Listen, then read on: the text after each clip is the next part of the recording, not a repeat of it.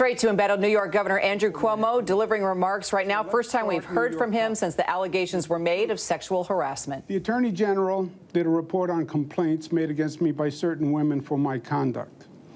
The report said I sexually harassed 11 women. That was the headline people heard and saw and reacted to. The reaction was outrage. It should have been. However, it was also false. My lawyers, as you just heard from Rita Glavin, have reviewed the report over the past several days and have already raised serious issues and flaws that should concern all New Yorkers. Because when there is a bias or a lack of fairness in the justice system, it is a concern for everyone, not just those immediately affected. The most serious allegations made against me had no credible factual basis in the report. And there is a difference between alleged improper conduct and concluding sexual harassment. Now, don't get me wrong. This is not to say that there are not 11 women who I truly offended. There are. And for that, I deeply, deeply apologize. I thought a hug and putting my arm around a staff person while taking a picture was friendly, but she found it to be too forward. I kissed a woman on the cheek at a wedding, and I thought I was being nice, but she felt that it was too aggressive. I have slipped and called people honey, sweetheart, and darling. I meant it to be endearing, but women found it dated and offensive. I said on national TV to a doctor wearing PPE and giving me a COVID nasal swab, "You make that gown look good." I was joking. Obviously, otherwise I wouldn't have said it on national TV. But she found it disrespectful. I take full responsibility for my actions. I have been too familiar with people. My sense of humor can be insensitive and off-putting. I do hug and kiss people casually, women and men. I have done it all my life. It's who I've been since I can remember. In my mind, I've never crossed the line. I take full responsibility for my actions. I have been too familiar with people. My sense of humor can be insensitive and off-putting. I do hug and kiss people casually, women and men. I have done it all my life. It's who I've been since I can remember. In my mind, I've never crossed the line with anyone. But I didn't realize the extent to which the line has been redrawn. There are generational and cultural shifts that I just didn't fully appreciate. And I should have. No excuses. The report did bring to light a matter that I was not aware of and that I would like to address. A female trooper relayed a concern that she found disturbing, and so do I. Please let me provide some context. The governor's trooper detail had about 65 troopers on it. But of the 65, only 6 women and 9 black troopers. I'm very proud of the diversity of my administration. It's more diverse than any administration in history. And I'm very proud of the fact that I have more women in senior positions than any governor before me. The lack of diversity on the state police detail was an ongoing disappointment for me. In many ways, the governor's detail is the face of state government that people see. When I attend an event, people see the detail that's with me. I was continuously trying to recruit more to diversify. On one occasion, I met two female troopers who were on duty at an event. Both seemed competent and impressive, and I asked the state police to see if they were interested in joining. I often meet people, men and women, and if they show promise, I refer them to be interviewed. The state police handled the interviewing and the hiring, and one of the two troopers eventually joined the detail. I got to know her over time, and she's a great professional. And I would sometimes banter with her when we were in the car. We spent a lot of time driving around the state. This female trooper was getting married, and I made some jokes about the negative consequences of married life. I meant it to be humorous. She was offended, and she was right. The trooper also said that in an elevator I touched her back, and when I was walking past her in a doorway, I touched her stomach. Now, I don't recall doing it, but if she said I did it, I believe her. At public events, troopers will often hold doors open or guard the doorways. When I walk past them, I often will give them a grip of the arm, a pat on the face, a touch on the stomach, a slap on the back. It's my way of saying, I see you, I appreciate you, and I thank you. I'm not comfortable just walking past and ignoring them. Of course, usually they are male troopers. In this case, I don't remember doing it at all. I didn't do it consciously with the female trooper. I did not mean any sexual connotation. I did not mean any intimacy by it. I just wasn't thinking. It was totally thoughtless in the literal sense of the word, but it was also insensitive. It was embarrassing to her, and it was disrespectful. It was a mistake, plain and simple. I have no other words to explain it. I want to personally apologize to her and her family. I have the greatest respect for her and for the New York State Police. Now, obviously, in a highly political matter like this, there are many agendas and there are many motivations at play. If anyone thought otherwise, they would be naive, and New Yorkers are not naive. But I want to thank the women who came forward with sincere complaints. It's not easy to step forward, but you did an important service. And you taught me, and you taught others an important lesson.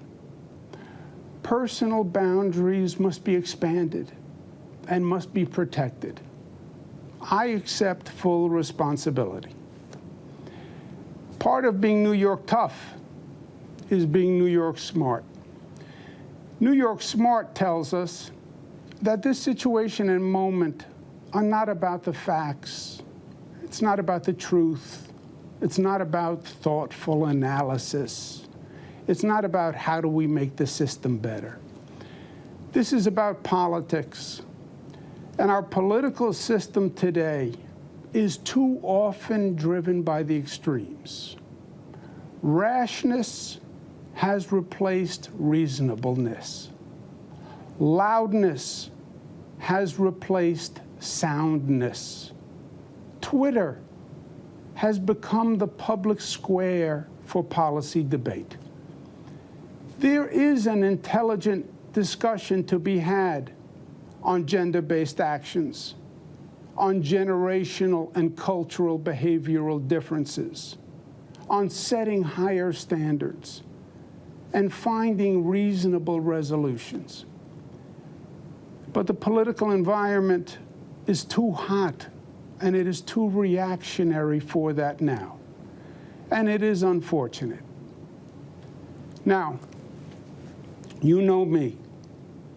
I'm a New Yorker, born and bred. I am a fighter. And my instinct is to fight through this controversy because I truly believe it is politically motivated. I believe it is unfair and it is untruthful. And I believe it demonizes behavior that is unsustainable for society. If I could communicate the facts through the frenzy, New Yorkers would understand. I believe that. But when I took my oath as governor, then it changed. I became a fighter, but I became a fighter for you. And it is your best interest that I must serve. This situation, by its current trajectory, will generate months of political and legal controversy.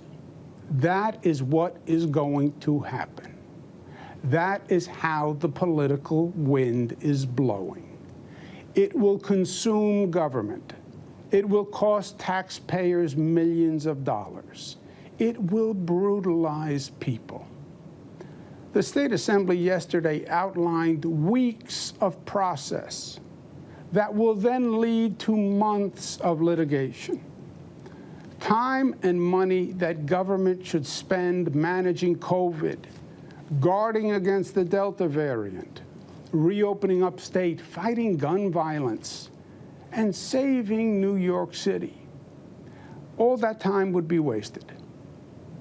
This is one of the most challenging times for government in a generation.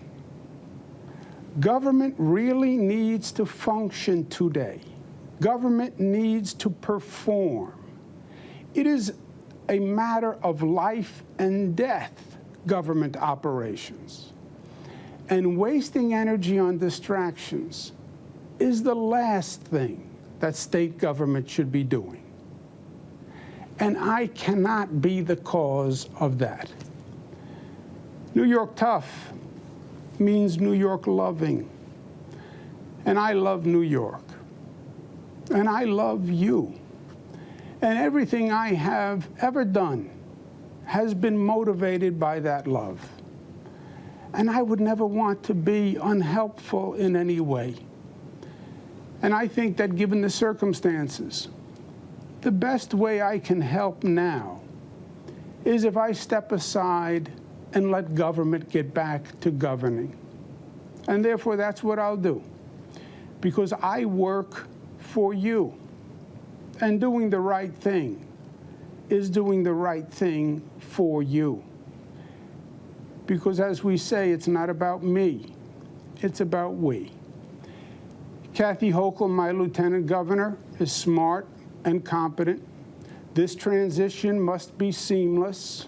We have a lot going on. I'm very worried about the Delta variant, and so should you be.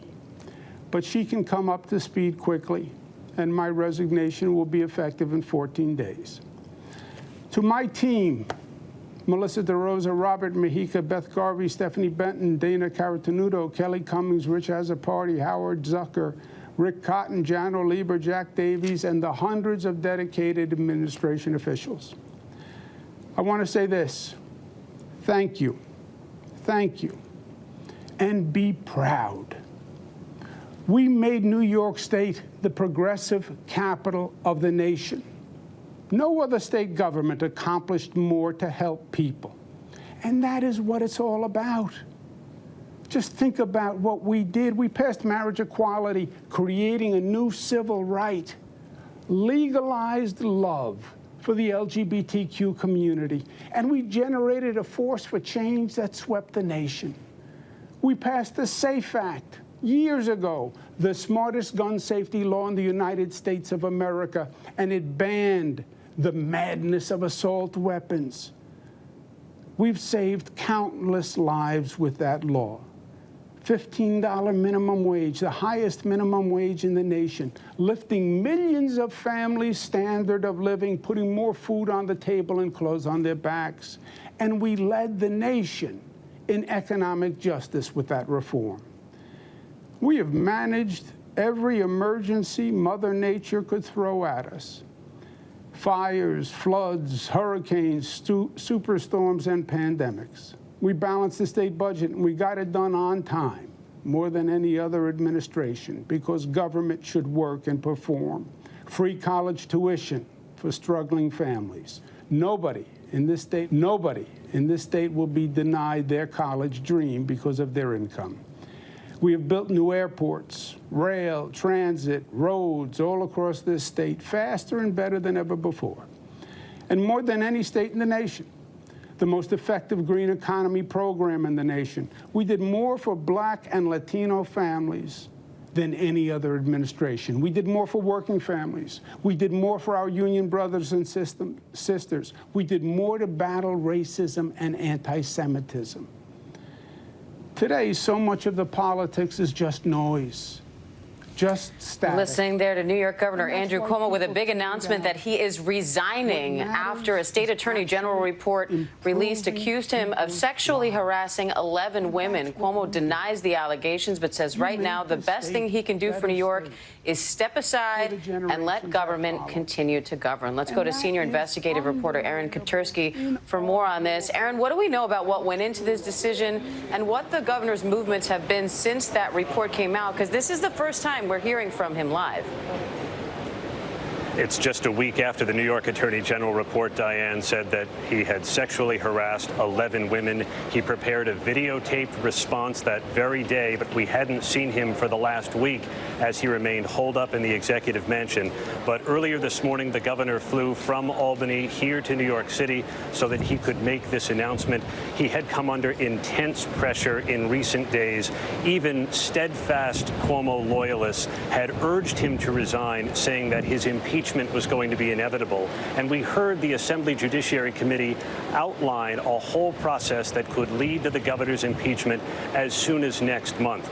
Governor Cuomo said his instinct is to fight because he said he believes the accusations against him are politically motivated, and he says he has not been given a fair chance to respond. And we heard his attorneys say that they can't possibly prepare a response by the Friday deadline that the Assembly gave him. And so he says now, rather than become a distraction and have government become a distraction, because, as Cuomo put it, he loves the people of this state, he said the best thing he can do now is step aside, and that resignation will take effect in 14 days. And Ariel Reshef is following this for us in Albany as well. Ariel, the governor wasn't just facing these sexual harassment allegations, but also other allegations related to the pandemic, the management of nursing homes, the management of data in nursing homes, resources used for his book. And all of this was being investigated there in Albany. How does this progress now? Is that investigation now over? Well, essentially, the investigation by the Assembly would be null and void. That's what the Judiciary Committee chairman said yesterday. If the governor were to resign, then it would render their proceedings essentially, as I said, null and void. But we have to remember that this is a governor that's also facing a possible criminal charge here in Albany stemming from his executive assistant's complaint against him that he allegedly groped her, something he firmly denied. I just was struck in his comments that there was this air of defiance mixed with a bit of contrition. You heard him adamantly deny any of those allegations of sexual misconduct, of harassment, but in the same breath apologize to his accusers, saying that he understands he had hurt them and had offended them. We also know that he touched on the fact that this is a polarized political environment and that he couldn't have possibly gotten a fair process here, something that has been echoed over the course of the last week by his attorneys. So this is certainly a bit of a whiplash moment, a bit of a bombshell announcement from Governor Cuomo that he will step aside. And as Aaron mentioned, that will be effective in 14 days from now. Diane. And Aaron, we also heard from Cuomo's attorney before he got up and spoke, and she was taking aim at the report, saying the report was biased, that they omitted evidence that could have made him look better in that report, that the investigators themselves were biased, and that the victims who came forward, or alleged victims who came forward, may have misinterpreted things. What happens now? Because what we heard from his attorney sounds like they are gearing up for a legal battle here. Defense Attorney Rita Glavin was the preamble to Governor Cuomo's resignation, and it was almost as if he wanted her to set up that he was somehow forced out because of the circumstances, because the report is political, because the process was unfair, because the women misinterpreted what he considered to be normal behavior. But the governor also did acknowledge that he made women feel uncomfortable, and he addressed for the first time the allegation involving a state trooper on his personal security detail. And though he denied or said he didn't remember touching her back or her stomach as alleged, he apologized to her and her family, saying that women should be believed, and he said it was a mistake, plain and simple. But it's still possible that the Assembly Judiciary Committee moves forward with its impeachment investigation. And although the consequence, the Judiciary Chairman Charles Levine said, would be moot in terms of removal from office, there is still a mechanism the Assembly could undertake so that Andrew Cuomo can no longer hold elective office in this state. And Aaron, in terms of what happens now in New York, with the governor stepping aside, he said the lieutenant governor will take over. How do things move forward from there? Kathy Hochul is the lieutenant governor. She is from Western New York. She lives in Buffalo. She's been a long-time political hand. Her husband was the U.S. attorney in the Western District of New York in Buffalo and Rochester. So she is a known quantity in certain parts of the state. But the rest of the state is going to be able to get to know her now as she takes on the governor's duties. And for Kathy Hochul, we know she has spent the last several weeks consulting with aides and allies to see how she is going to be able to step in and manage the state. Remember, we all came to know Governor Cuomo through his pandemic briefings and his, what he said was straight talk about the facts. It was his personal delivery of all of the messages that consume New York politics right now. And so the lieutenant governor is going to have to figure out how to step in to those very large shoes in terms of public profile, or decide whether she wants others to take on a more prominent role. Our senior investigative reporter, Aaron Katersky, and ABC's Ariel Reshef in Albany. Thank you both. Again, New York Governor Andrew Cuomo has just resigned from office, effective in 14 days after a state attorney general report accused him of sexually harassing 11 women. The governor says he did not sexually harass those women. He's denying the allegations, but saying for the sake of the state, because he loves New York, he is stepping aside. And again, we'll have more on this on ABC News Live's continuing coverage, and again tonight on World News Tonight with David Muir. Hi, everyone. George Stephanopoulos here. Thanks for checking out the ABC News YouTube channel. If you'd like to get more videos, show highlights, and watch live event coverage, click on the right over here to subscribe to our channel. And don't forget to download the ABC News app for breaking news alerts. Thanks for watching.